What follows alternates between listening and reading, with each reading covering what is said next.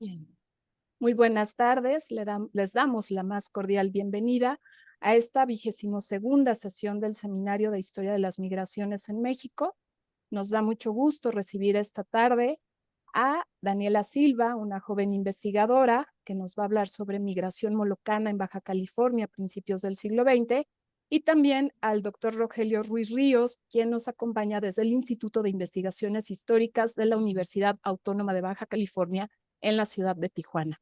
Vemos muchas caras conocidas de algunos estudiantes, nos da gusto que estén en este espacio y bueno, como han podido observar, la reunión se va a grabar. Solo recordar un poco la dinámica y algunas cuestiones que tienen que ver con las eventualidades que se presentan con las tecnologías cuando hay tardes lluviosas, ¿no? En caso de que de pronto nos saque la sesión por alguna circunstancia, no entren en pánico, regresamos todos y todas con el mismo enlace. La dinámica del seminario va a ser la siguiente. En principio vamos a darle la palabra a Daniela Silva, que nos expondrá brevemente algunos aspectos de este documento que quienes lo solicitaron ya conocen, titulado La migración molocana a Baja California a principios del siglo XX. Ella tomará la palabra por alrededor de 20 minutos y después intervendrá el doctor Rogelio Ruiz, quien hará un comentario como especialista que es en el tema, para posteriormente abrir una primera ronda de preguntas y comentarios entre las personas participantes, darle de nuevo la palabra a Daniela para que nos dé retroalimentación y poder abrir más rondas si es necesario. Esperemos que así sea. Tenemos una afluencia de participantes numerosa esta tarde, lo cual agradecemos. Entonces, Daniela, sin más preámbulo, te escuchamos. Perfecto, muchas gracias. Y en primer lugar quiero agradecerle mucho a la doctora Gleiser por la invitación a participar en el seminario.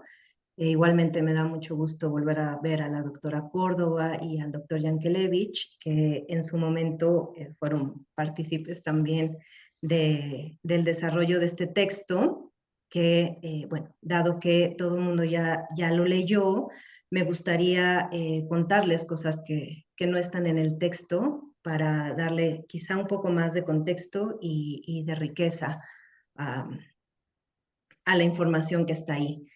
Este texto comenzó como mi tesis de licenciatura y ahora, bueno, aspira a convertirse en un artículo, ojalá.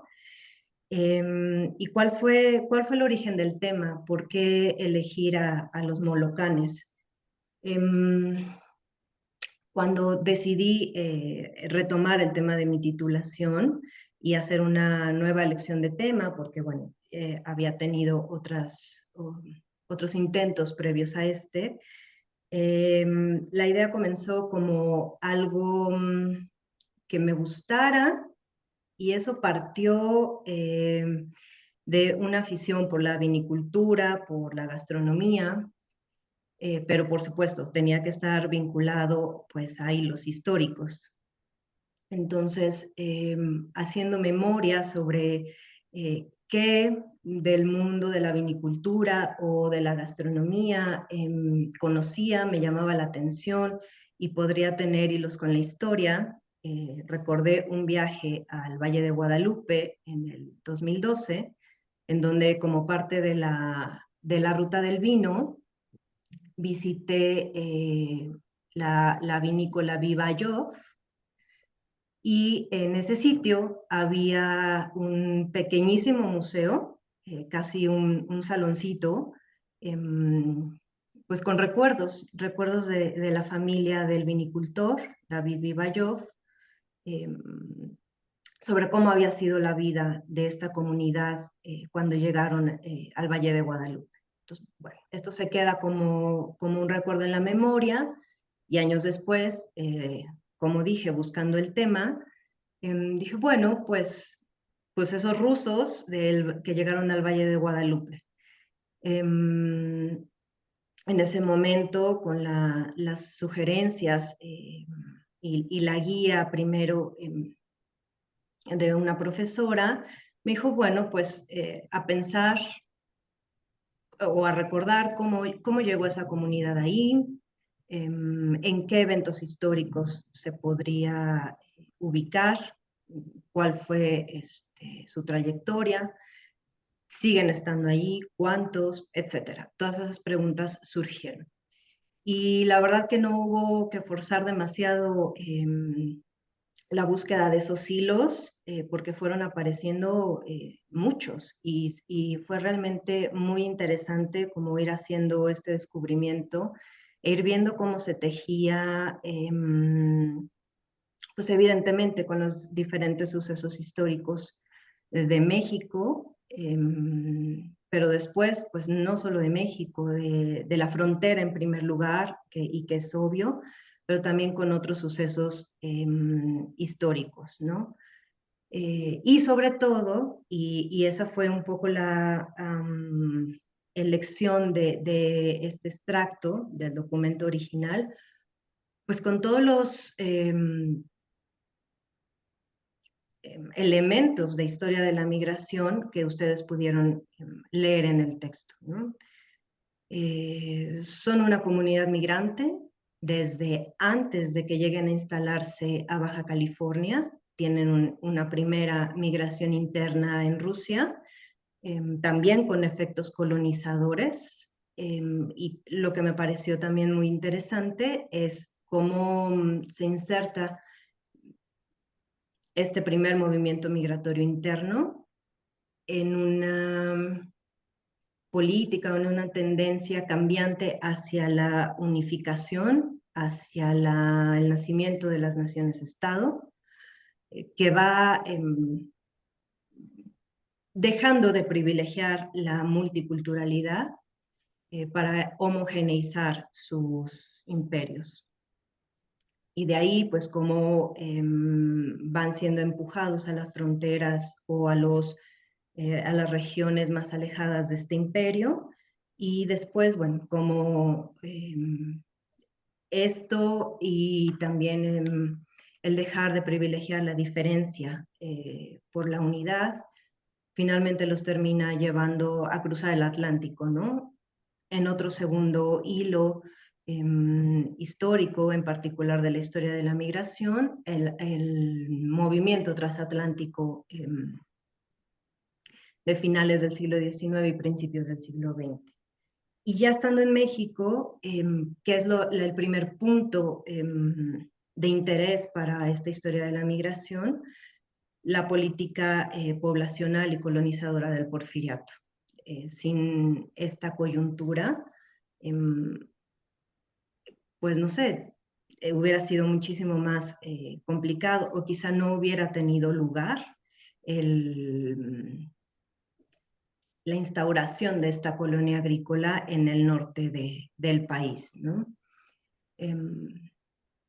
Que si en el norte también es muy significativo y arroja otra beta interesante en esta historia, porque es, bueno, siempre el problema de la frontera y cómo el gobierno central, desde el Porfiriato y posteriormente, tiene siempre esta preocupación por el poblamiento.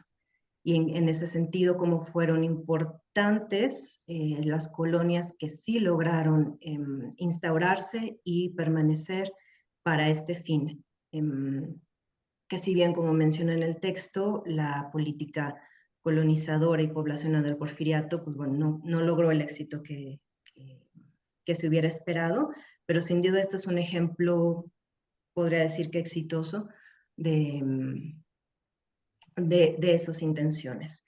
Y en fin, pues también este juego entre lo regional y lo internacional. Viene el periodo de la ley seca y posteriormente de la Gran Depresión, y cómo estos factores internacionales y también económicos van repercutiendo una y otra vez en la existencia de esta comunidad, como también la propia migración interna nacional mexicana impacta en ellos, ¿no? La tradicional entre México y Estados Unidos y el retorno de estos migrantes va impactándolos también. Y cómo, que es otro de los intereses que guiaron esta investigación, cómo ellos se van adaptando, que podría pensarse que es una comunidad bueno, no pensarse, lo eran, tenían estas intenciones de aislarse, de estar lejos del control del Estado, de otras comunidades más grandes, pero finalmente van dando muestras de integrarse a estos retos que les va poniendo los hechos históricos del país al que llegan, así como su desarrollo social y económico, ¿no? Lo más significativo llega en la década de los años 30, bajo el gobierno de Lázaro Cárdenas, y cómo aquí van dando muestras de por lo menos intentar integrarse a esa nueva realidad, ¿no? Que va dejando de privilegiar eh, a los extranjeros en general, para los fines poblacionales y colonizadores de los estados previos. Solicitan sus naturalizaciones porque también ven conveniente acceder al reparto de tierras. En fin, tratan de irse integrando a esta nueva realidad, ¿no? Para al final, en las décadas siguientes, nuevamente en este juego, en esta dinámica de los migrantes nacionales en Estados Unidos, como cuando retornan posterior a la Segunda Guerra Mundial, y en coyuntura con la propia dinámica que generó el programa Bracero. Es un nuevo grupo de demandantes de tierras mexicanos, que van a presionar más sobre las tierras de los colonos rusos, quienes dan el golpe de gracia a esta comunidad y finalmente lleva a su desaparición. En la actualidad, por supuesto que todavía hay familias. Para efectos de mi investigación, tuve la gran oportunidad de hacer un nuevo viaje al Valle de Guadalupe, en el que pude conocer a David Ibayov, platicar con él un poco. Yo hubiera querido poder hacer más visitas. Esta investigación me toca con la pandemia de COVID, entonces no solo ya no fue posible hacer más visitas al valle, por lo menos en esos años de la investigación, sino también la dificultad aquí en México de hacer mucho más trabajo de archivo, que ahora, pues ante la posibilidad de que esto pudiera convertirse en un artículo o incluso el texto completo de la tesis en un libro a publicar en algún momento, porque hay una parte que queda fuera y es como ellos, empecé hablando de que esto se había originado por un gusto por la vinicultura. Entonces hay una parte en el trabajo original que habla de cómo ellos, de agricultores de cereales, se convierten en agricultores de vid y cómo entran en el negocio de esta industria tan importante en la región. Entonces, bueno, esa es parte del texto completo. Entonces, bueno, ante estas dos opciones, ser un artículo o bien llegar a ser un libro completo, pues ahora que pasaremos a los comentarios del doctor Ruiz y de los participantes, estaría encantada de recibir sus recomendaciones sobre qué aspectos de los que hay en el texto y que he enumerado ahora, que fueron los hilos que se descubrieron solo de visitar este pequeño museo en el valle, pudieran ampliarse, pudieran mejorarse, pero también qué otras fuentes, particularmente archivos, fuera del Archivo General de la Nación, del propio que tiene el Instituto de Investigaciones Históricas en Baja California, que tiene el proyecto de archivo oral con miembros de la colonia rusa, así como, pues no sé, otras personalidades que autores que han abordado el tema, pudiera ser interesante consultar para incorporar a la investigación. Muchísimas gracias por tu intervención, Daniela. Y ahora vamos a escuchar al doctor Rogelio Ruiz. Como les dije, él es un académico, investigador del Instituto de Investigaciones Históricas de la UABC y desde allá cultiva distintos intereses. Uno de ellos, y que constituye uno de los más fuertes, porque fue justo su tesis doctoral, es el de la migración molucana.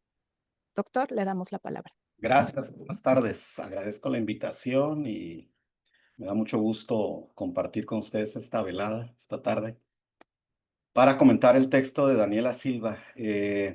Un texto, en la versión que bajé eran 29 cuartillas y que pues resume en buena parte lo que ella nos bosquejó hace un momento. He enlistado algunas de mis observaciones, comentarios, sugerencias, recomendaciones, precisiones también en torno al texto que tuvieron a bien enviar.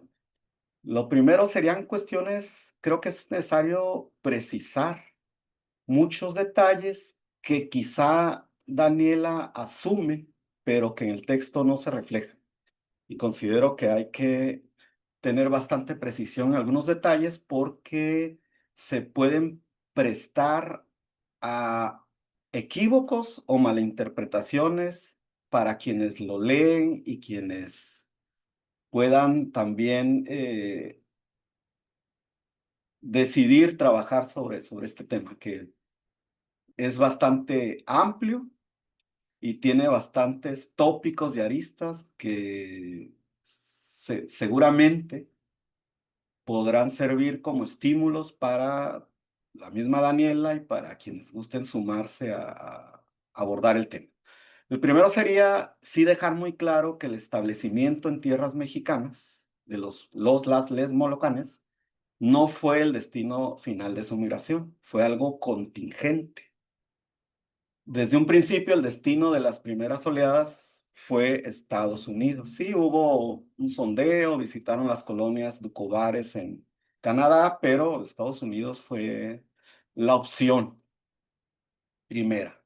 El asentarse en territorio mexicano surgió cuando ya había un asentamiento previo, lo que Pauline Bislick-Young llama la colonia madre, en el este de Los Ángeles, que también es un aspecto importante. El este de Los Ángeles fue donde se asentó y a la fecha continúa la mayor parte de la diáspora molocana por todas las condiciones que reunía a principios del siglo XX, donde coexistían y coexisten con también otras diásporas que estaban y continúan asentadas ahí, italianas, judías del este de Europa, afroamericanas, mexicanas desde luego, polacas y un sinfín de ciudadanías y nacionalidades y grupos étnicos que ahí coexistieron y de lo cual hay trabajos específicos sobre cómo se relacionaron entre sí, cómo se involucraron en los ámbitos laborales y educativos, por mencionar algunos ejemplos. También es necesario precisar toda la serie de segmentos o de divisiones que hay dentro de la etiqueta de molocanes.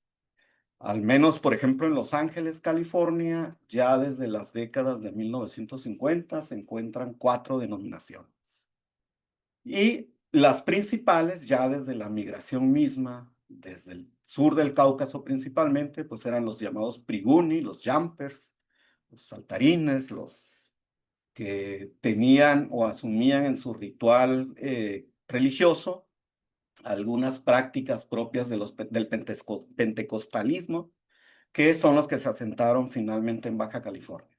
Diferente a los Postoyaniye, que son los Constans, los Steris, que reciben esa denominación porque no reciben al Espíritu Santo durante los rituales religiosos. Que esos se establecieron y continúan establecidos principalmente en el área de Potrero Hill, en San Francisco, pero también encontramos colonias en el norte, más al norte de California y en Oregon sobre todo. Esas distinciones considero son necesarias para el conocimiento de estos grupos. También considero necesario precisar y distinguir a los antiguos creyentes, los llamados Old Believers, los Starobiere, que surgieron a partir del cisma religioso de la Raskol, pero que inicialmente, aunque después sí, fueron reconocidos como cismáticos, Raskolníchev, y que no existían previamente. Antes de la Raskol no existían los antiguos creyentes. Los antiguos creyentes surgieron como tales solo al momento de rechazar las reformas al interior del credo ortodoxo. Es decir, es una denominación religiosa distinta a la de los cristianos espirituales y sus dos grandes ramas, los Duchovny y los Molocanes, pero que también reciben esa denominación después de rechazar esas reformas. Es sabido que la mayor parte de la Grey permaneció leal a la Iglesia Ortodoxa. Los All Believers son importantes también, o los antiguos creyentes, porque también protagonizaron y siguen protagonizando oleadas migratorias hacia Canadá, Estados Unidos, Sudamérica. En particular están todavía, los he visto personalmente, están en Uruguay, por ejemplo, cuando visité la colonia de Nueva Israel, que también es originaria de ese cisma, en la provincia de Río Negro, y también están en Argentina, en Brasil y en Bolivia, y se mueven porque se casan entre sí, familias distantes geográficamente que tienen comunicación y se trasladan para formar nuevas familias. Después del cisma, entonces, este paisaje religioso ruso presentaba al menos estos tres grandes bloques. Los ortodoxos, que siguieron siendo la inmensa mayoría, los antiguos creyentes y la diversidad de grupos sectarios que se desprendieron de ahí. En ese sentido, son clave los textos, y no lo vi en este texto, aunque seguramente lo conoce Daniela, de Alexander Klibanov, que es el texto fundamental, publicado originalmente en ruso a fines de los años 60 y traducido en los años 80 por los esfuerzos de la pareja Dunn en California al inglés. Y después, desde luego, ella lo cita, pero considero que hay que sacarle todavía más, darle más relevancia, darle más importancia en el manejo del contexto al texto famoso de Nicholas B. Breyfogle, que trata también sobre todos estos grupos religiosos, conocidos sociológicamente, tanto en Rusia como en Norteamérica, como sectas religiosas, sectanti, aunque esto puede o causa cierta ámpula entre los estudiosos o algunas estudiosas del fenómeno religioso. También otro punto es que la reubicación de estos grupos sectarios, incluidos los antiguos creyentes, se debió no solo al celo religioso de la institución ortodoxa. Eso es algo que generalmente aparece reflejado, simplificado en buena parte de las perspectivas. Voy a usar o voy a apelar a una dicotomía retomada a su vez de la psicología por Clifford Geertz en los años 70, entre las perspectivas Emic y las perspectivas Ethic. En la perspectiva Emic, que es la que más sobresalió o ha sobresalido durante el siglo XX, escrita en inglés desde Estados Unidos, se simplifica el relato y se romantiza. Entonces aparece como única causa de la migración del sur del Cáucaso, principalmente a Norteamérica, Canadá y Estados Unidos, después México, el celo religioso y la persecución iglesia-estado del zarismo. Pero también hay otras causas. Sí, fue una estrategia también del Imperio Ruso en sus expansiones hacia el este, que ellos equiparan en la historiografía rusa y soviética, equiparan con la expansión hacia el oeste estadounidense, por ejemplo, donde todos estos grupos fueron usados como elementos rusificadores, dando lugar a un largo proceso de colonización que incluso pues ha generado toda una bibliografía donde, insisto, se compara con los Borderlands o con la propuesta de Borderlands estadounidense. Pero dentro de esta expansión, dentro de estas movilizaciones, hubo negociaciones, no todo fue coerción. Y también dentro de las motivaciones que pesaron para decidirse migrar a Norteamérica, había cuestiones administrativas, había cuestiones al interior de las comunidades molocanas, había también cuestiones económicas y desde luego había resistencia para asumir o adoptar políticas del Estado, como el hecho de obligarles a prestar servicio militar en la guerra de Crimea entre 1853 y 1856, en la guerra con Turquía y posteriormente, todavía quedaban molocanes ahí, en la guerra con Japón. Eso no significa que no hubieran participado molocanes en esas guerras. Algunos sí por coerción, pero otros u otras por algunas otras razones, quizás hasta motivaciones de tipo nacionalista. Porque el apoyo que se le exigía a las comunidades molocanas no solo era en términos de servicio militar, también se les pidió apoyo económico. Y eso, el apoyo económico que dieron algunas familias o algunos grupos dentro de las comunidades molocanas, fue motivo de disensos, fue motivo de expulsiones y de rupturas al interior de las mismas, que se emparejaron en muchos momentos con rupturas también de tipo religioso en las comunidades molocanas. Todo eso ha sido descrito, narrado posteriormente, sobre todo por la sociología postsoviética, y por los trabajos de tipo etnológico y de tipo sociológico que se han hecho en Estados Unidos, sobre todo a partir de las tradiciones orales y de las memorias dentro del interior de estas comunidades.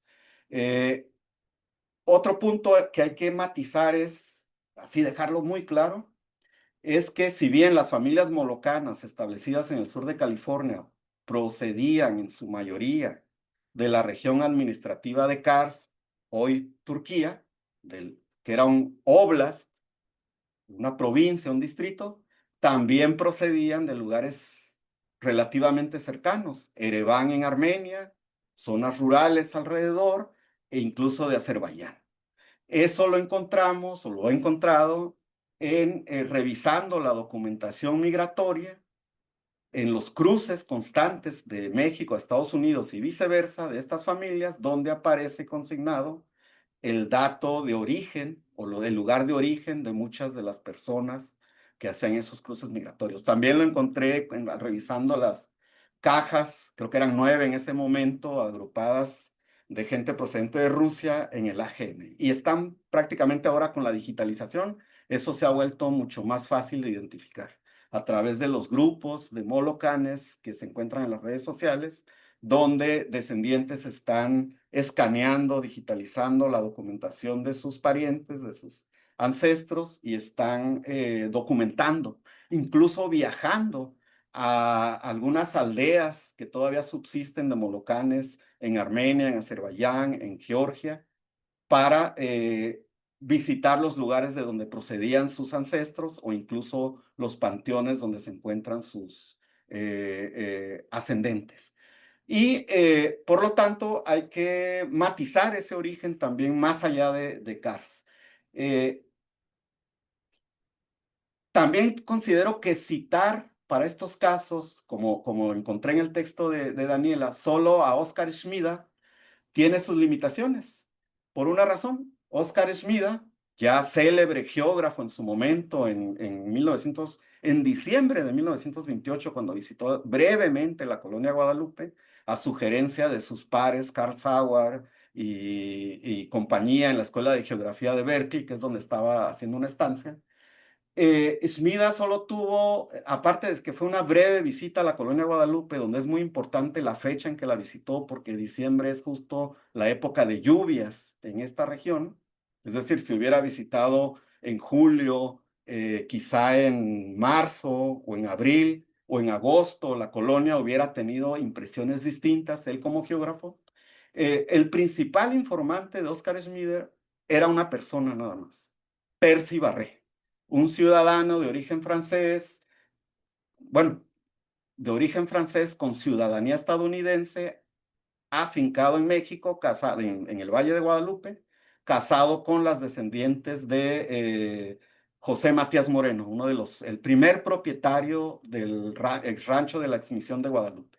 Y Percy Barré fue quien lo introdujo y lo vinculó, supongo que fueron pláticas muy breves, con traducciones de por medio de Percy Barré, con Gregorio Afonin y con Basilio Bukrov, que eran dos de los patriarcas de la colonia. Es decir, hay que tener muy en cuenta que en la mayor parte de la bibliografía que nos ha llegado de de la primera década del siglo XX, que da cuenta de testimonios o de hechos, eventos de la colonia, de la presencia molocana en Baja California, porque no se reduce al Valle de Guadalupe, pues ha sido a través de testimonios orales, transcritos a documentos de tipo periodístico, documentos de tipo académico y después memorias y testimonios. Es algo recurrente. Como después, también mi alerta es sobre eso, mucho de lo que se escribió basado en testimonios orales, después fue leído, escuchado por descendientes de los colonos molocanes, como Gabriel Kaczynski, que era de los pocos que estaba dispuesto a brindar testimonio, me tocó conocerlo todavía, y que mucho de lo que reproducían a quien le interrogaba, a quien lo entrevistaba, era lo que habían leído o le habían contado quienes habían leído esos textos periodísticos y académicos. Es decir, encontramos ahí una circularidad que no es obviamente algo único en la colonia molocana. Quienes hemos trabajado con historia oral y con cuestiones de memoria, podemos acreditar que esto es una característica dentro de los relatos y la circulación de memorias y de testimonios orales. Eso es algo que hay que tener en consideración. Otra cuestión es que el pacifismo prescripto por los molocanes no necesariamente era respetado, ya lo había mencionado, en las aldeas del Transcáucaso. Es decir, una cuestión es la prescripción o el ideal normativo dentro de la comunidad de tipo religioso y otro es en la práctica. Entonces ya había mencionado que hubo disensos por la colaboración y la prestación de servicio militar dentro de las aldeas molocanas a fines del siglo XIX en el Transcáucaso. Algo que se dio, pero en menor medida, ya con la presencia molocana en Estados Unidos. En Estados Unidos, sobre todo para la Segunda Guerra Mundial, sí encontramos objetores de conciencia, pocos, tampoco son muchos, que pasaron algún tiempo en la cárcel por resistirse a ser reclutados en el ejército de Estados Unidos. Pero tampoco son tan numerosas esos casos. Incluso hay fotografías que las familias molocanas o sus descendientes han subido y compartido en las redes sociales, donde se ven a sus ascendentes varones con uniformes de la milicia en Estados Unidos. Entonces, bueno, hay que tomar con reserva siempre esas prescripciones. Esa es mi invitación. También sobre las motivaciones para emigrar, bueno, hay que tener, insisto, ese punto de vista crítico y esa crítica de la fuente hacia el valor que le damos a todos esos testimonios, que insisto, son una perspectiva más émica. También considero que amerita un manejo crítico y hay que especificar metodológicamente cuál es el objetivo de recuperar testimonios o memorias transmitidas transgeneracionalmente, como en el caso que Daniela nos presenta de Gabriel Kaczynski, de los recuerdos que él tiene para señalar por qué se establecieron en el Valle de Guadalupe. Es decir, don Gabriel Kaczynski, citando a su abuelo Pablo, menciona prácticamente que fue una contingencia el hecho de que eligieran el Valle de Guadalupe para establecerse. En los hechos y contrastando con otro tipo, con documentación de otro tipo, o de índole menos, no, igual de subjetiva, pero que se puede contrastar, pues en realidad fue parte de un trato y de un ofrecimiento y de una serie de negociaciones que tuvieron lugar con sus representantes en Los Ángeles, California. Y que además es un rancho que ya se había ofrecido previamente. Yo por ahí pude documentar y rastrear, y no solo yo, también una colega que ya se jubiló, María Jesús Ruiz, que hemos documentado bien todos los problemas y los cambios de propietario que entre 1861 y 1903 tuvo el predio del Valle de Guadalupe. y que era un predio además hipotecado y que prácticamente ya iniciado el siglo XX, pues andaban urgidos de encontrarle compradores. Entonces, si uno ubica este tipo de contrastes, no se trata de decir quizá o de valorar, como el mismo Clifford Geertz invitaba, si el relato émic o la perspectiva émic es inferior o superior a la ética, pero sí conviene asumir las diversas perspectivas en torno a un conjunto de hechos y un conjunto de acontecimientos, para situar bien en el relato, en la narrativa, las situaciones de índole anecdótica y por qué pueden ser diferentes, buscarle una explicación, por qué son diferentes, por qué son más valoradas respecto a evidencias documentales o de algún otro origen o fuente. Lo mismo sucede con el manejo de la información bibliográfica recabada para construir enunciados afirmativos, así en modo indicativo, como es usual en la historia. Como por ejemplo los motivos de la rebelión de los pueblos originarios que llevaron a la quema de la misión del Valle de Guadalupe. El contexto es sumamente importante para comprender y explicar el porqué de la presencia y la llegada de les molocanes al Valle de Guadalupe. Por lo tanto, no puede o no debe ser tratado tan a la ligera. Por ejemplo, al mencionar la rebelión de diversos grupos indígenas, que no fue solo Kumeyaay, que atacaron no solo la misión del Valle de Guadalupe, sino también la de Santa Catarina, pues hay que ahondarle un poco más o mucho más. No fue solo por motivos más allá de la catequización, como retoma Daniela. Fueron también diversos motivos en los que se encuentran maltratos, castigos o cobros indebidos del sacerdote encargado de la misión, que además fue un tipo bastante conflictivo, del cual ya hay algunos textos que sitúan su accionar en la región. De igual manera, también hay que tener cuidado al decir o afirmar que para 1840 esa misión era, cito, el centro de operaciones de la frontera misional dominica. Estamos ya hablando del periodo independiente, donde ya la dinámica o las dinámicas y las estructuras agrarias, sociales del norte de la Baja California estaban en transición y estaban en cambio y estaban ya laicizadas en buena parte. De hecho, en una década posterior, por ejemplo, encontramos situaciones de conflicto en las que no hay un solo sacerdote disponible en toda la región, que es una característica también de las sociedades rancheras fronterizas del norte de la Baja California. También hay que tener precaución con aseveraciones que retoman elementos o perspectivas que encontramos aquí, no solo yo, les colegas también de aquí de la Baja California, sobre perspectivas muy centralistas en las historiográficas. Por ejemplo, señalar, cito, que en la frontera norte, si bien fue el establecimiento de la línea divisoria entre México y Estados Unidos en 1848, lo que marcó el verdadero inicio del poblamiento de dicha región fue durante el gobierno de Porfirio Díaz, cuando los estados fronterizos recibieron sus primeros estímulos de población importantes. Hay que relativizar todo eso. Ya había una población considerable, no era Nueva York, desde luego, pero no era el centro del altiplano central, pero la población existente desde antes del contacto con los europeos, pues era ya suficiente para el entorno y las relaciones y lo necesario para sustentar relaciones balanceadas con el medio ambiente.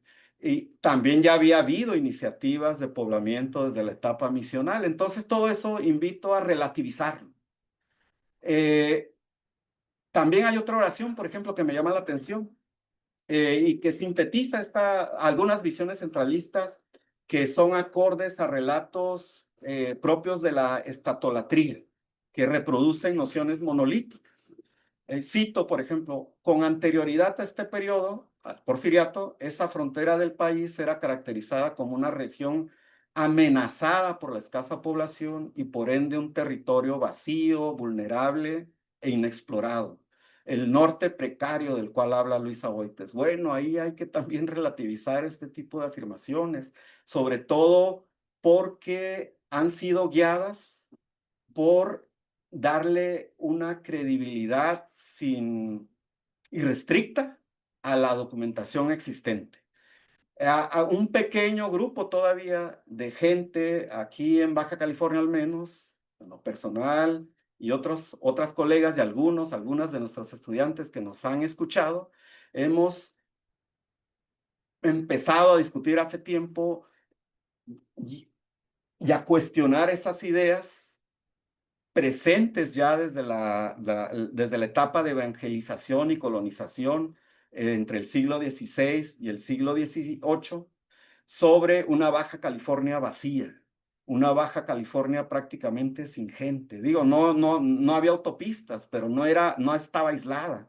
Había circulación pausada, a ritmos más lentos, no acelerados, pero circulaban ideas, circulaban mercancías y circulaban personas. En el siglo XIX también esto es palpable y notorio. Y justo hay una serie de testimonios, de evidencias, de vivencias que nos han sido legadas de manera documental por medio de textos que dan cuenta de ese dinamismo, de esa movilidad.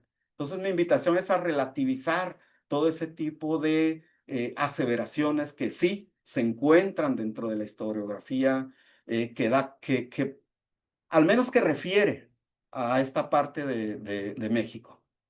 Y también otro punto es que dice o reconsigna Daniela que el porfiriato eliminó este vacío, esta vulnerabilidad, esta escasa o falta de explotación, me imagino que se refiere a los recursos naturales, así entre comillas, y menciona ella que fue como resultado de una necesidad inherente de todo Estado moderno de conformar y reivindicar su territorio frente a amenazas externas e internas. Bueno, yo también ahí invitaría a ser menos asertiva en esos términos, porque si bien el mayor desarrollo de infraestructuras, y vamos a tomar algún referente para hablar de desarrollo y de quizá éxito en términos económicos y de explotación y de crecimiento demográfico en la entidad, tuvo lugar muchas décadas después. Hay algunas décadas en que se concentra, por ejemplo, la década de 1920, la década de 1940, la de 1950, la de 1970, y luego tenemos las de 1990 en que se aprecia cierto dinamismo, cierto incremento poblacional, pero es algo que no obedece y no sigue no es de manera lineal, de manera progresiva, tiene también sus altibajos. También hay que precisar, seguro lo sabe Daniela, pero hay que precisarlo, que las políticas de colonización extranjera y nacional no son exclusivas del porfiriato.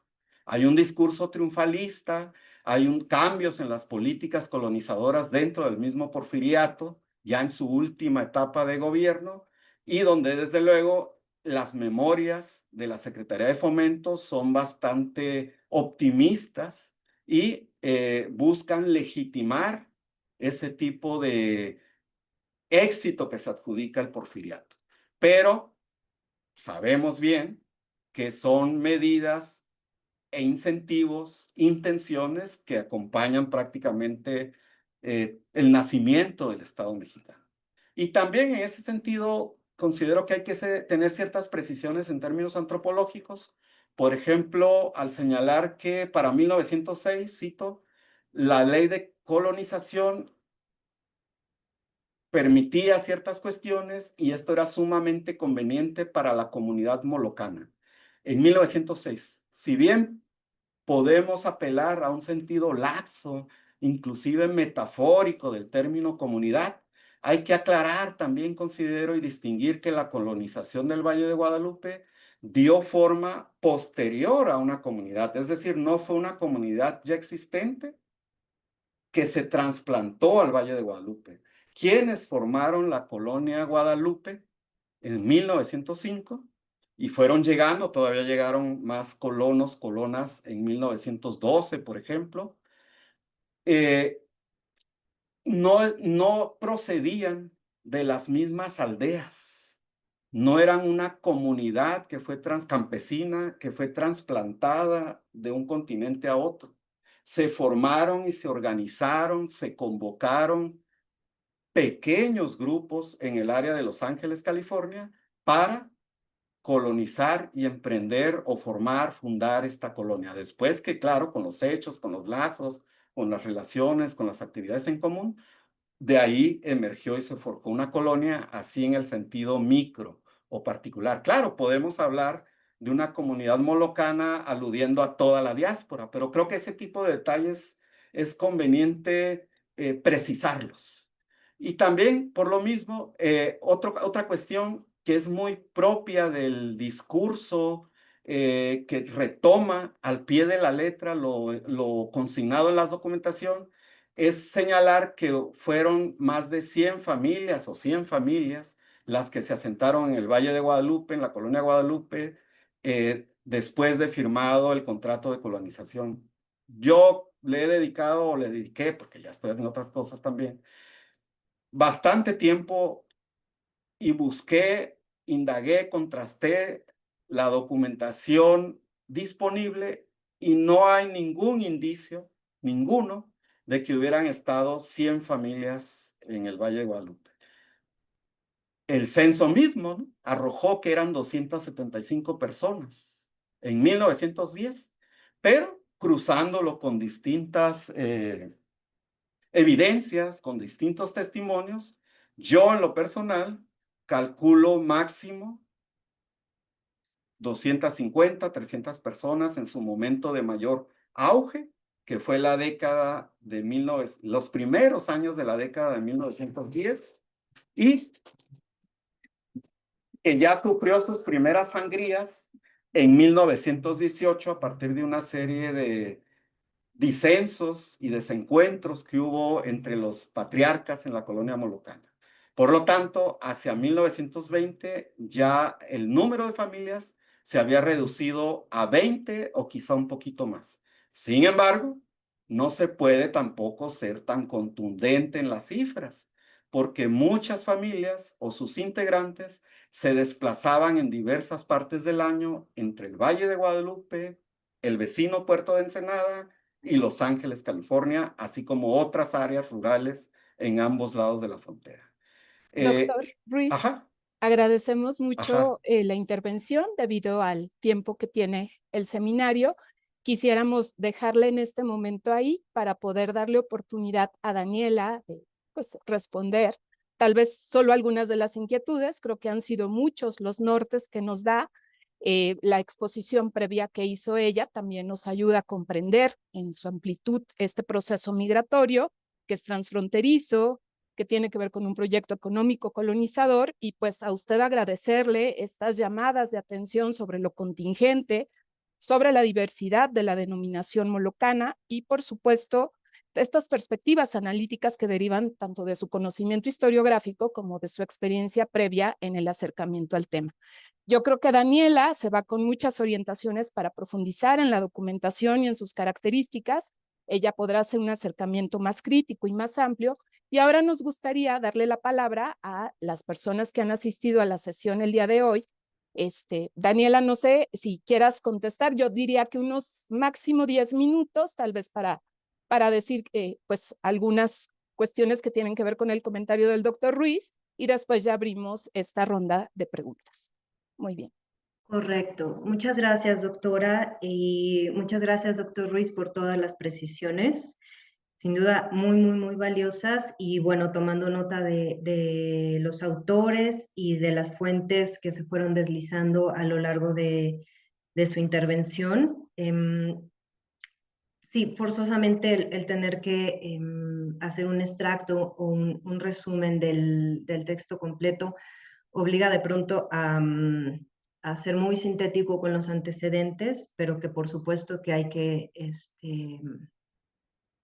matizar, o sea, todo obliga también a matizar con mayor profundidad. Y ciertamente sí, no seguir cayendo en el error del centralismo y tomar más en cuenta las particularidades regionales. Creo que es uno de los puntos más importantes para evaluar en la matización y en el detalle de un futuro texto mucho más, pues mucho más amplio o mucho más detallado. Solo eso, o sea, agradecer las fuentes, los comentarios y las precisiones. Muchísimas gracias, Daniela. Y pues ahora sí, invitamos a las personas que asisten a nuestra sesión el día de hoy a que nos expresen sus preguntas, dudas, comentarios sobre los importantes aspectos que se han comentado en este momento acerca de esta riquísima migración molocana hacia Baja California. Veo sus manos alzadas por medio de la aplicación, o si alguien quiere alzarla físicamente, también se vale. Me toca como moderadora asignar los turnos, entonces espero sus comentarios.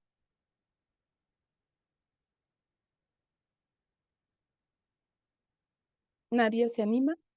Ah, Pablo, por favor. Ajá, te escuchamos.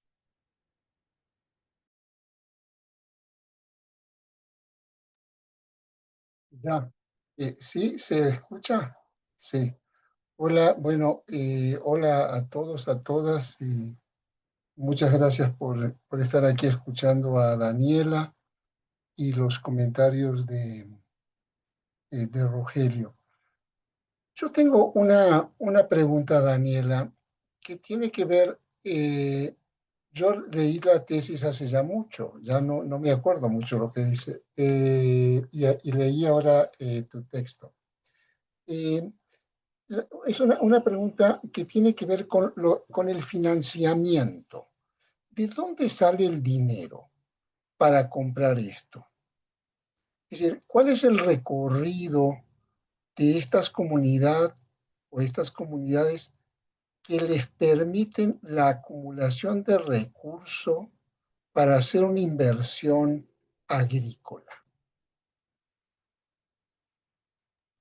Sí, sí, el trabajo ya tiene 3 años, ha Sí. cumplido 3 años. Bueno, de acuerdo con lo que investigué, el dinero sale de la venta de las propiedades que hacen las familias que emigraron, las propiedades desde el país de origen, y ese es el capital con el que ellos contaron para hacer este movimiento y para hacer la compra del rancho, de la exmisión.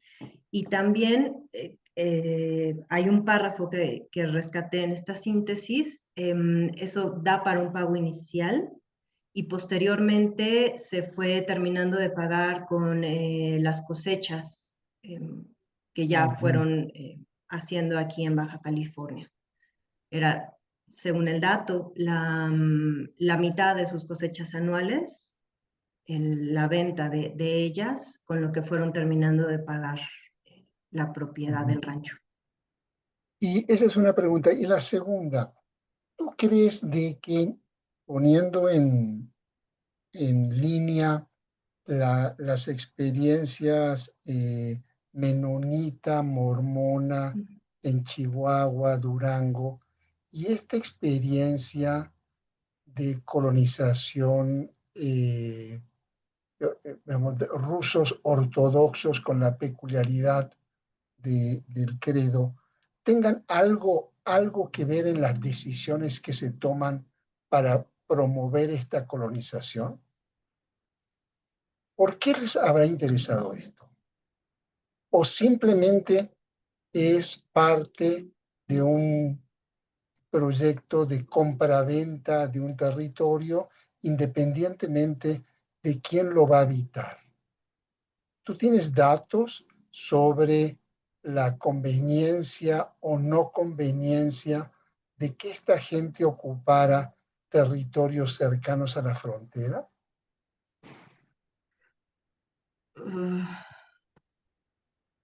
Es decir, para el caso de otras comunidades que no No, no, fueran...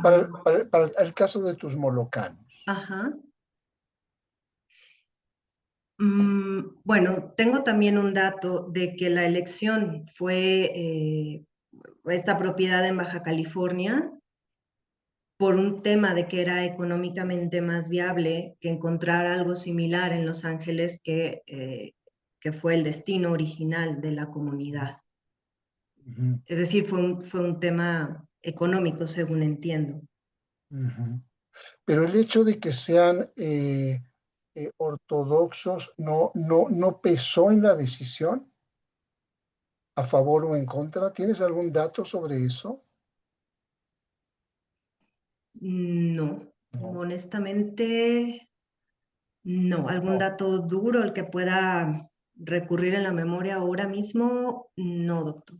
Y referencias a esta comunidad de ortodoxos ya durante la revolución, en la posrevolución, sobre las pertenencias étnicas y sobre todo los credos. Es decir, porque, a ver, te explico. Ujú. Es decir, bueno, la cuestión menonita y la cuestión mormona está muchísimo más estudiada y además tiene dimensiones distintas, ¿verdad? Eh, dimensiones en demográficas y dimensiones territoriales y dimensiones en producción de determinados productos. Pero durante la revolución, en la posrevolución, sobre todo en los 20 y particularmente en los 30, hubo una serie de discusiones en torno a de renovar o no renovar los privilegios, porque así se llamaban, ¿no? Es decir, el privilegio de no ir al ejército, el privilegio de no ir a la escuela pública, el privilegio, etcétera, etcétera, etcétera, que pedían estas comunidades para estar residiendo en territorio mexicano. En el caso de las sociabilidades, de las cotidianidades de esta comunidad molocana, ¿tú has encontrado conflictos? Mm. En la investigación no los encontré. ¿Y en las entrevistas? Entrevistas de primera mano yo no hice. Yo consulté el archivo que está en la Universidad de Baja California del proyecto de historia oral. Yo ya no pude hacer más entrevistas directamente, más allá del primer contacto con David Vivayov. Entonces, y de las que están contenidas en el proyecto de historia oral, no recuerdo que hubiera referido alguno de algún conflicto, pero ciertamente que puede ser otra beta para explorar. Ujú. Gracias, Daniela. Muchas gracias. No, no hay de Muchísimas, qué, gracias. muchísimas gracias, Daniela. Muchísimas gracias, Pablo. Vamos a darle la palabra ahora a la doctora Catherine Betzina. Catherine, ¿te escuchamos? Sí, hola, buenas noches, bueno, tardes, noches a todos. Bueno, gracias Daniela por presentar ese texto y también al doctor Rogelio para los comentarios. Eh, Mis preguntas, pues, te las hago desde mi gran ignorancia sobre el tema, pero sí una curiosidad que tengo este, para algunos elementos que presentaste en el texto.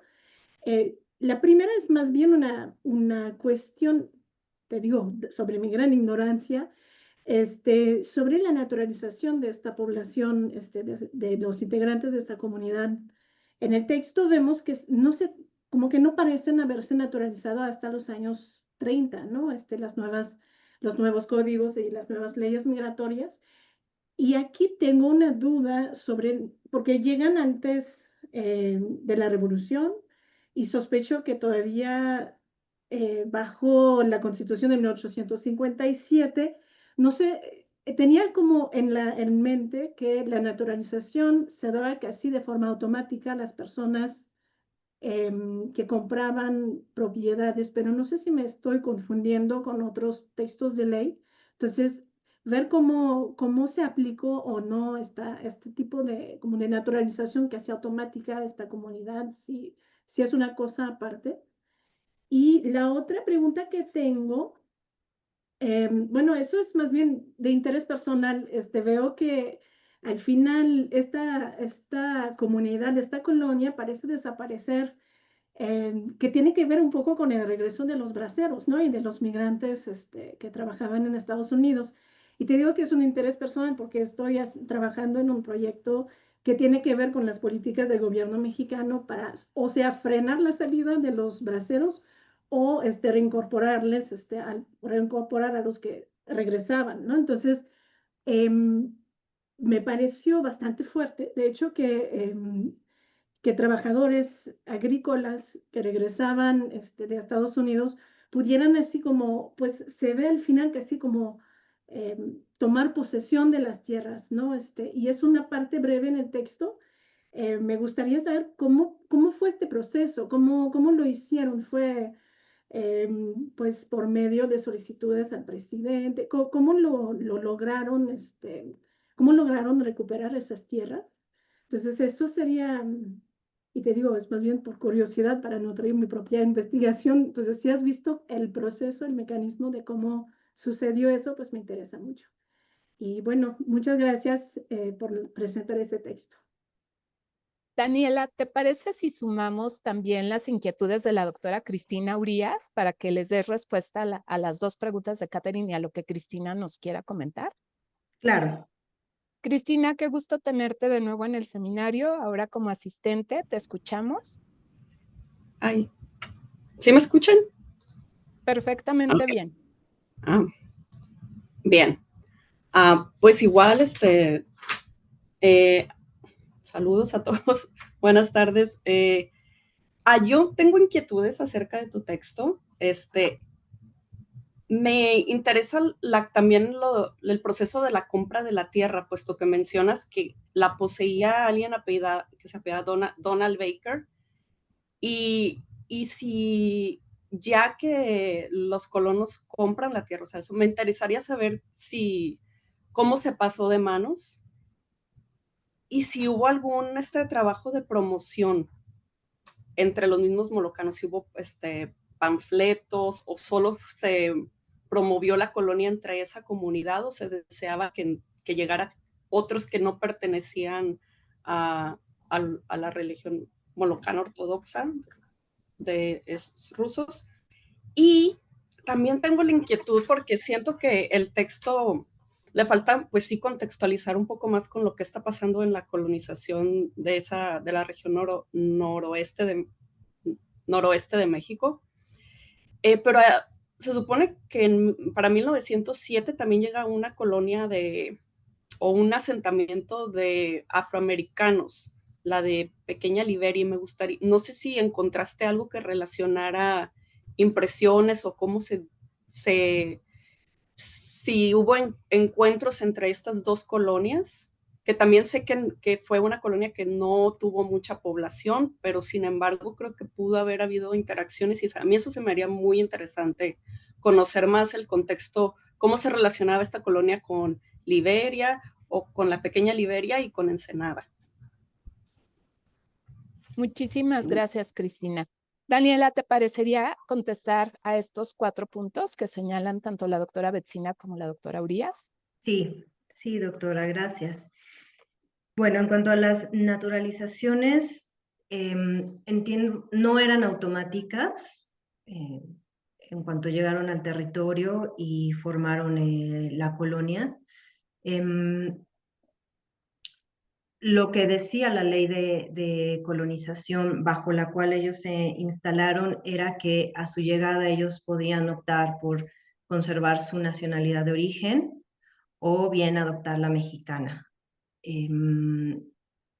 Es por eso que no comenzaron a hacerlo desde su llegada, sino hasta la década de los años 30 y algunos sí desde finales de los años 20. y fue, bueno, en el contexto de más bien la política nacionalista y que el optar por la nacionalidad mexicana les podía ya para esos años atraer otro tipo de beneficios, en particular sobre la tierra. Y con respecto a la toma de tierras por la Unión de Trabajadores ya en los años 50, este es un grupo que sí llega retornado de los Estados Unidos, porque lo que sucede es que con la entrada de Estados Unidos a la Segunda Guerra Mundial se requiere de mano de obra trabajadora y muchos mexicanos fueron trabajadores en los Estados Unidos. Entonces, bueno, para una forma de regularizar o de dar un poco más de formalidad a esta migración fue evidentemente el programa Bracero, pero pues queda superado por la cantidad de personas que querían optar para este programa. Entonces, este grupo que retorna y digamos, se adhiere a estas políticas nacionalistas y quieren también ser beneficiarios de la tierra, ponen su ojo en, bueno, vamos sobre las propiedades de los extranjeros, ¿no? Entonces, según entiendo de la lectura de los textos, fue tal cual un acto paracaidista, y entonces por lo que optan los colonos que todavía estaban, que es correcto lo que decía el doctor Ruiz, ¿no? Con el paso de los años se fue diluyendo un poco la colonia, siempre mantuvieron vínculos con la comunidad estadounidense, entonces muchos lo que hacen es regresar y, bueno, digamos, solo los que estaban mayormente afianzados aquí permanecieron y lograron sobrevivir a este hecho. La otra pregunta era sobre la compra de la tierra y cómo habían sido los vínculos y Donald Barker. Sí, es verdad. Una parte que ha quedado fuera del texto es cómo fue cambiando la posesión de esta propiedad. También refiriendo a lo que decía el doctor Ruiz, el testimonio del abuelo de Gabriel Kaczynski, o sea, hay como esta diversidad de versiones en las que por una parte ellos llegan al rancho de Guadalupe en una exploración, ¿no? que van haciendo de la región, pero hay otra versión que dice que ellos ya conocían a Donald Barker desde Los Ángeles, entonces sí, para mí sigue sin estar al 100% claro si en Los Ángeles Barker la ofreció, si ellos se acercaron a Barker y hicieron la negociación. No sé realmente cuál fue estas versiones, pero sí es cierto que sigue haciendo falta esta parte en donde va pasando por distintas manos la propiedad, por los descendientes de Matías Moreno. Sí, lamentablemente es una parte que queda fuera del texto, pero a la vez también yo no tengo bien establecido de estas versiones cuál habrá sido realmente. Yo me iría más por que ya habían tenido el contacto con Barker en Los Ángeles y bueno, pues ahí vino esta parte de la compra de las tierras. Y el otro punto de la doctora Urías está muy interesante. Yo no correlacioné con otras, no fue una parte que compusiera la tesis, con otras colonias que poblaron el noroeste. No tenía la referencia de esta colonia africana, pero ciertamente también es un hilo del cual tirar, o sea, la vinculación con otras colonias en la región. Muchísimas gracias, Daniela. Muy valioso lo que nos has dicho, porque aquí quiero recordar que el proyecto que Daniela ha expuesto ahora forma parte de lo que fue su tesis de licenciatura, ¿no? Tenemos aquí varias y varios estudiantes que están en la licenciatura, que están en la maestría, y no veo manos alzadas, entonces me voy a permitir hacerte una pregunta, porque creo que ya apuntaron hacia ese tema, tú ya también apuntaste una respuesta, pero es muy valioso lo que dijiste.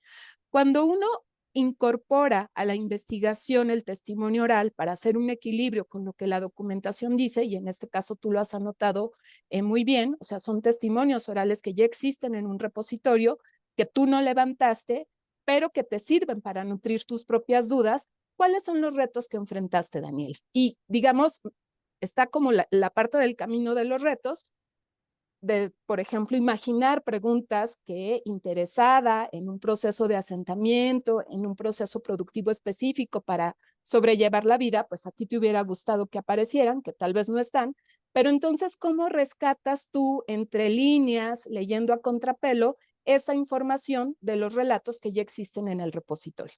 ¿Qué nos puedes comentar al respecto? ¿Cómo hiciste esa lectura? ¿Qué fue lo más rico que encontraste en ese sentido? ¿Qué preguntas se detonaron a partir de tu acceso a estas entrevistas?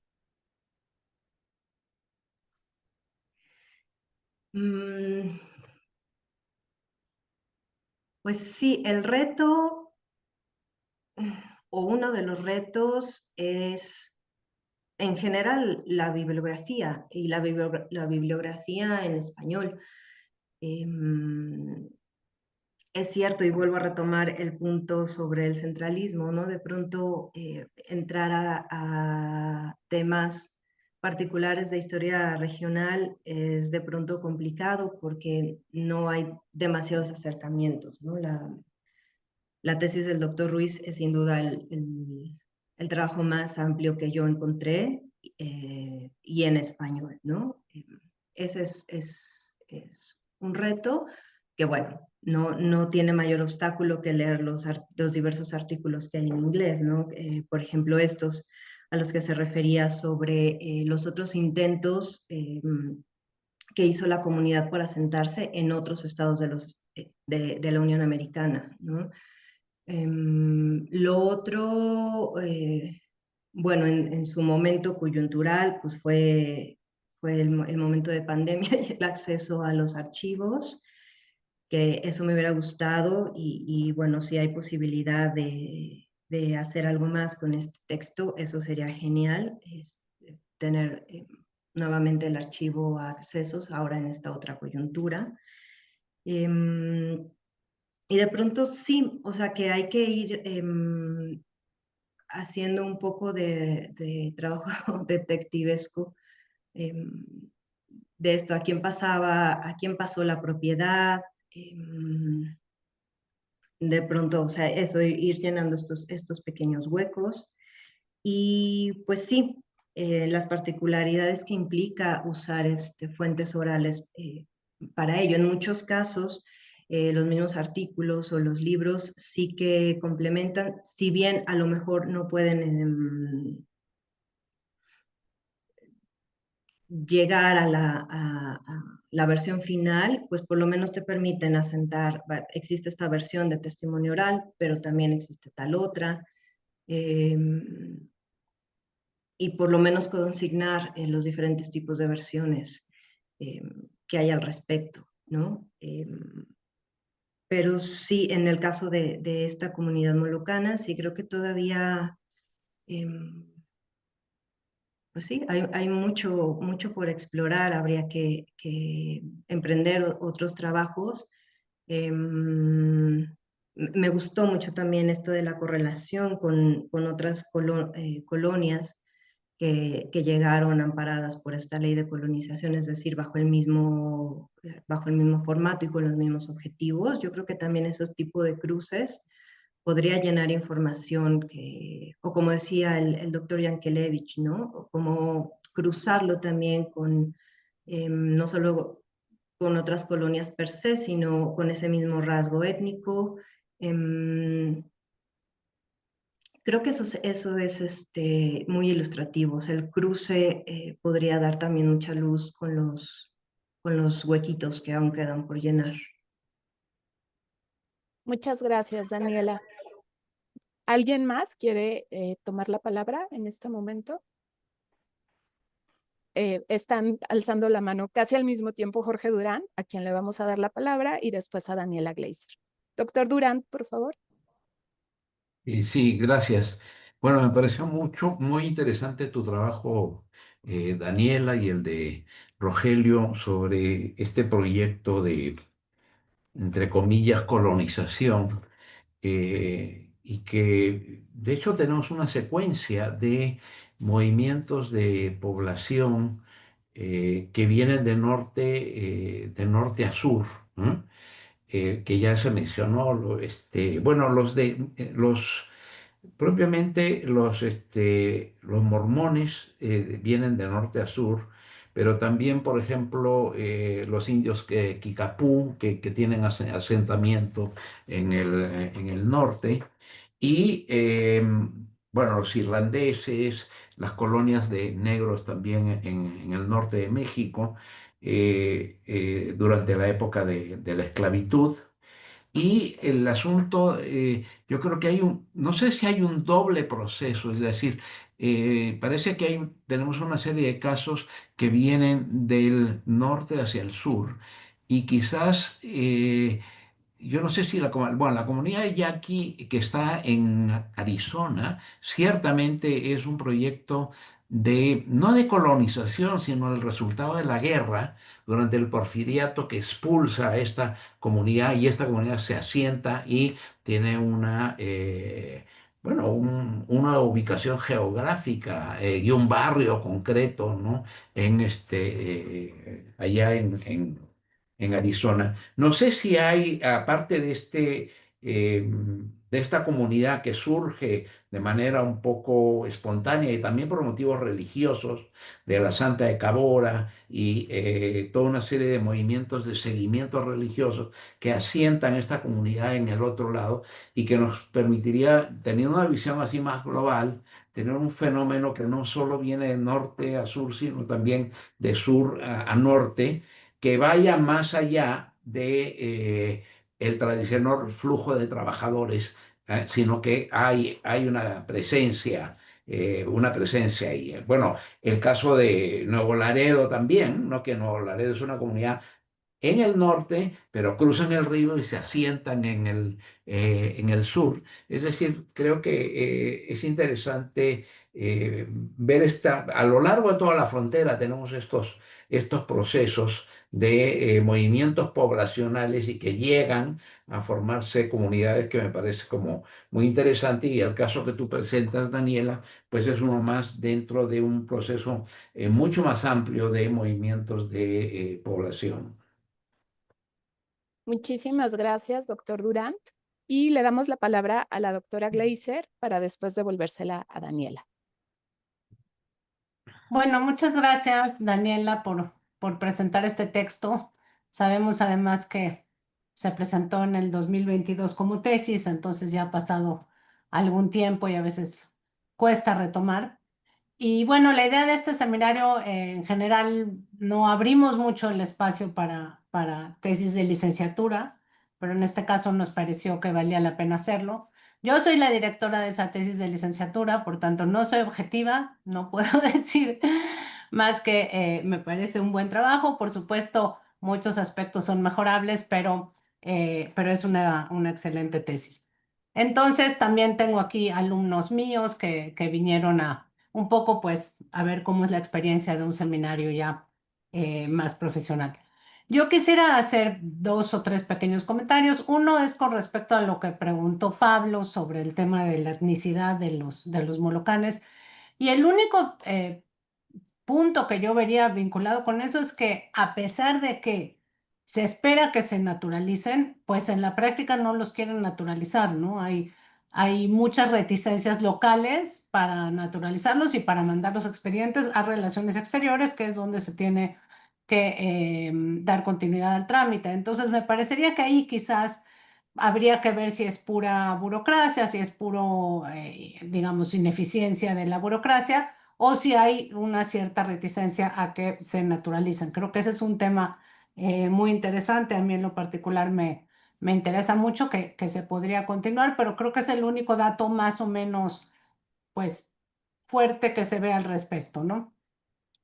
Lo segundo es, me parece muy, muy interesante lo que dice el doctor Durán, como pues imaginar la frontera como un espacio donde hay flujos norte-sur y sur-norte, ¿no? Donde hay grupos que van para un lado y grupos que van para el otro, y que hay mucho más movimiento del que normalmente uno se imagina o parece, o parece dar cuenta la historiografía. Y lo otro ya es una pregunta para Daniela y tiene que ver con la parte vitivinícola, que creo que te interesa mucho y si nos puedes platicar brevemente un poco qué pasa con el desarrollo de la colonia y la producción de vino y un poco también, que bueno, que en el texto ya no se vio, es cómo se cierra esta colonia, qué pasa, por qué se acaba, o bueno, prácticamente, aunque hay todavía algunos descendientes. Me parece muy interesante también el tema de cómo pues empiezan a cruzarse ciertos procesos que tienen que ver pues con la extorsión, con obligarlos a rentar o utilizar unas ciertas compañías, ¿no? Para mover sus producciones. Es decir, cosas que también van a atravesar a los mexicanos y que en ese sentido pues ya se ve como una mucho mayor, pues no sé si llamarlo integración, pero sí están sujetos a lo que está pasando localmente, ¿no? En términos de política y de competencia por recursos, etcétera. Entonces, ese serían mis comentarios. Gracias. Muchísimas gracias, Daniela. Daniela Silva, ¿quieres dar respuesta a los comentarios del doctor Durant y de nuestra co-coordinadora de seminario? Sí, gracias. Cierto, olvidé mencionar que Daniela había sido la directora de este trabajo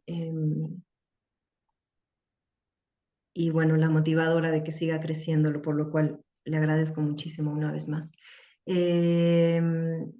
También coincido con ella sobre el comentario del doctor Durand, de lo interesante que es no solo poner el énfasis en estos movimientos de norte a sur, sino en el sentido contrario. Para reforzar que es verdad, también lo que comentaba el doctor Ruiz sobre el dinamismo y la movilidad en la frontera es cierto, ¿no? Tiene sus particularidades. Sí, respecto a la parte vitivinícola, que es lo que quedó fuera y que yo les comentaba en la introducción de esta sesión, a mí me resultó muy interesante desde el punto de vista de que uno de los preceptos del molocanismo o en el día a día, en los hábitos cotidianos, es que ellos no son consumidores de alcohol. Y sin embargo terminan como cultivadores, primero de la vid, que vendían a las bodegas que comenzaron a instalarse en la zona, entre ellas Santo Tomás o el Aceto, que fue de migrantes italianos en los años 20. Y como yo planteaba en la tesis, que me parecía como el acto final de adaptación a la realidad que les está presentando el país de destino. Y que comenzaba en la época de la prohibición, cuando parte del desarrollo económico de la zona pues fue el incremento de los cultivos de vid, ya que la economía o el mercado empezó a beneficiarse de que el consumo de las bebidas alcohólicas se diera de este lado de la frontera y no del lado norteamericano. Entonces ahí algunos de los colonos comenzaron a plantar vid, a venderla en primera instancia a las bodegas que se fueron instalando en la zona. Y esto, entre paréntesis, pues también es otra muestra de ese dinamismo de la frontera, de la variedad de nacionalidades extranjeras que convivieron, porque aquí tuvo un papel muy relevante un exiliado en la Segunda Guerra Mundial del fascismo, que fue Esteban Ferro. Él fue un enólogo pues muy relevante, pionero en la vinicultura de la zona, que él es quien enseña a los molocanes a producir el vino, con un papel muy activo en bodegas de Santo Tomás. Y así es como hasta la fecha dice, si no me equivoco, es Francisca Samarín, que todavía tiene ellos producen vino y también tienen un restaurante en la zona, que en la actualidad quedan como 20 familias de molocanes. Igual un testimonio de primera mano, un testimonio oral. Pero bueno, todavía hay miembros. De manera como más importante, con más peso, quien predomina es la familia Vivayov. Padre e hijo tienen 2 vinícolas distintas y hasta la fecha siguen produciendo. Muchísimas gracias, Daniela. Tenemos una pregunta de los asistentes, de las asistentes, en este caso Jocelyn Ruiz. Además de reconocer el interés que despierta tu texto y en general toda tu investigación, tiene como algunas preguntas sobre la regularización de la situación legal de los molocanes en México. Ella dice si había necesidad de viajar, o se pregunta si había necesidad de viajar a la Ciudad de México para hacer ese proceso de naturalización, o existía la posibilidad de llevarlo a cabo desde Baja California. Y si puedes ahondar un poco más en la explicación de cómo se llevaba a cabo la naturalización. Esa es una buena pregunta.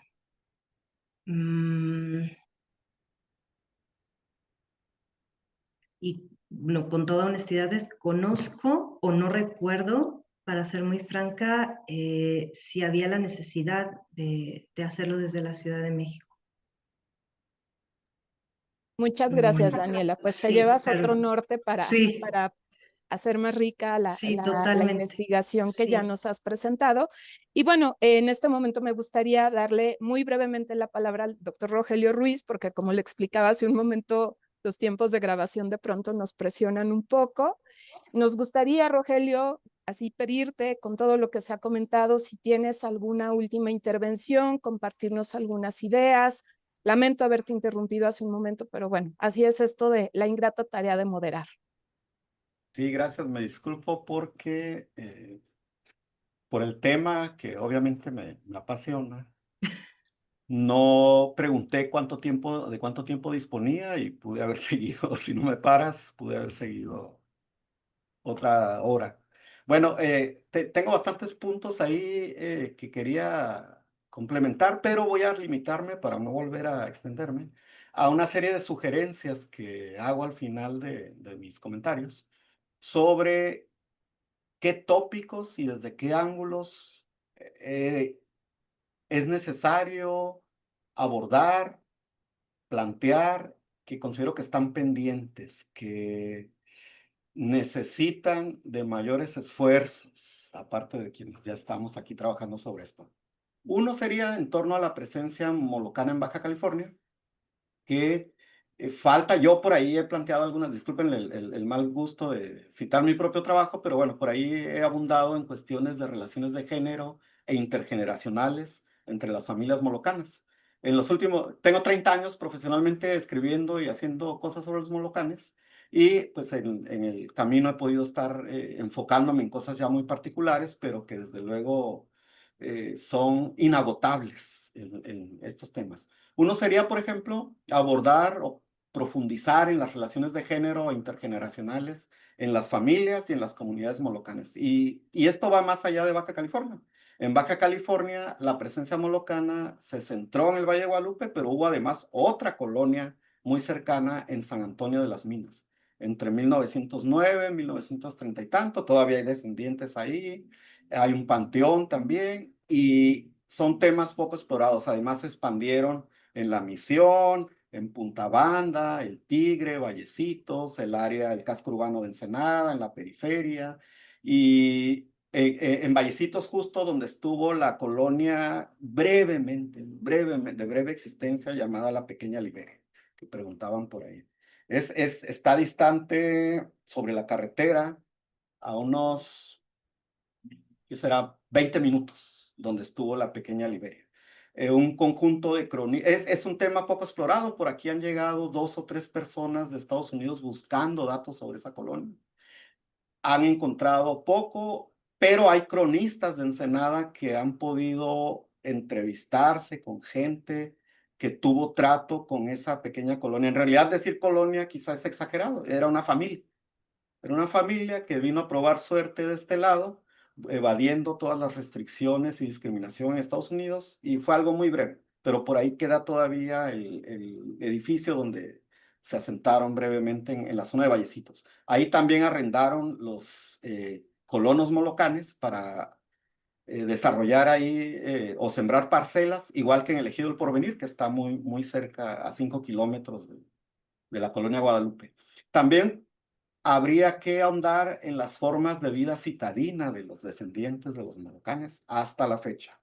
Están las familias, están los apellidos, algunas son familias extensas, todas son como en una zona de frontera, es usual, son binacionales, es decir, algunas tienen las doble ciudadanía, estadounidense, mexicana, otros nada más una, pero sus desplazamientos entre un lado y otro de la frontera son constantes y continuos, no es exclusivo de ellos, es algo típico de esta zona.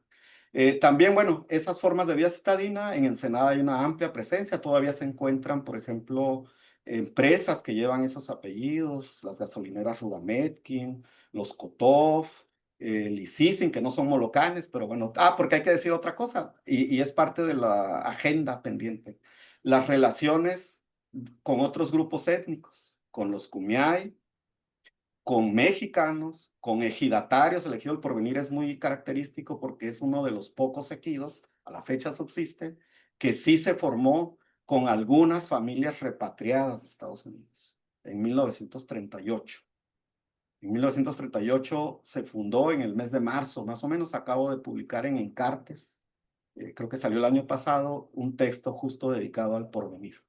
Entonces, hubo más rusos, hubo migración rusa en los años 20, 30, la mayoría tenía que pasar por Ensenada o por territorio mexicano para irse a Estados Unidos, sobre todo rusos de origen judío, que de alguna manera tejieron relaciones con los molocanes, ya sea de manera temporal, mientras estaban aquí, o porque se les facilitaba la comunicación por el idioma. También en el ramo de autopartes hubo presencia de los molocanes en Ensenada. También faltaría, por ejemplo, o invitaría a explorar las memorias de su presencia en todos estos lugares y las tensiones con la historia. Eso es algo enriquecedor, necesario y que inagotable también, inacabable, estimulante. Las interacciones con otros grupos étnicos, como ya mencionaba, los estudios historiográficos sobre las narrativas bajo las cuales se les ha abordado a estos grupos, es decir, una serie de aproximaciones sobre cómo hemos escrito sobre los molocanes al menos en Estados Unidos y México. También sobre la relación, el legado patrimonial, siempre en movimiento de la presencia molocana, museos, restos materiales. Todavía, por ejemplo, se aprecia la traza Strassendorf propia de este de Europa sobre el Valle de Guadalupe. Edificios ya muchos en ruinas de las casas habitación que construyeron, de sus relaciones con la naturaleza, también es algo ahí que hay material, algo iniciado y no continuado por Oscar Schmieder, por ejemplo. Y algo en lo que, bueno, de todo esto ando ahí elaborando cosas, pero no me alcanza el tiempo, entonces la invitación es a incursionar también en ello. De sus relaciones, ya lo han mencionado, con el Estado mexicano y Estados Unidos, que son contrastantes, ambiguas y a veces bastante porosas, a veces bastante difíciles de asimilar o de asir si nos guiamos nada más por lo que los reglamentos, las leyes establecen. Es el caso de su naturalización, por ejemplo. Ahorita no voy a comentar de eso, pero es una buena parte de lo que resuelvo o traté de resolver en la tesis. También un estudio comparativo con otras colonias agrícolas, ya sea procedentes del Cáucaso, había mencionado la de Nueva Israel en Uruguay, están las de los antiguos creyentes que todavía están en Canadá, Brasil, en Sudamérica, y con otras colonias agrícolas de molocanes que se establecieron en Estados Unidos, en Glendale, Arizona, por ejemplo, que todavía hay presencia ahí, en el norte del condado de San Diego, Oceanside, por ejemplo, donde se estableció la familia Mohawk.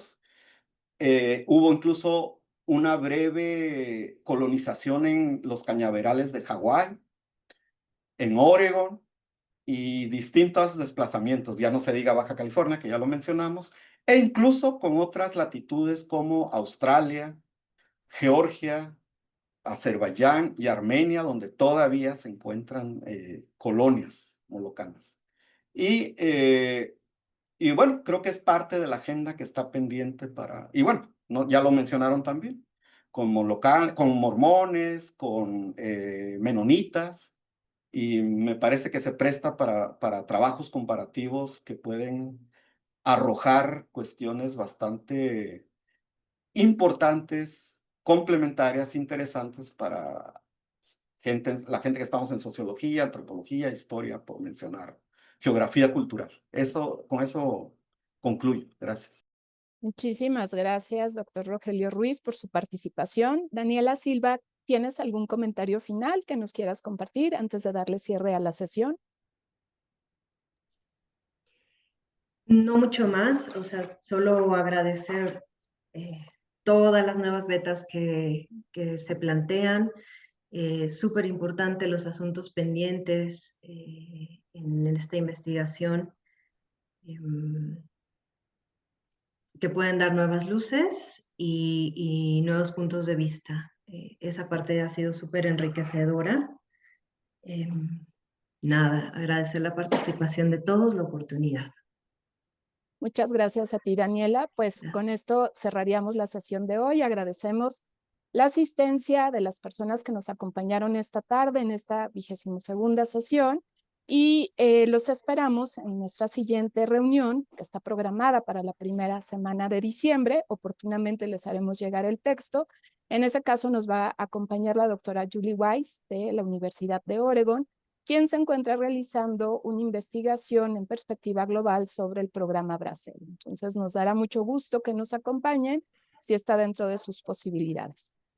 Catherine, ¿podríamos dejar de grabar?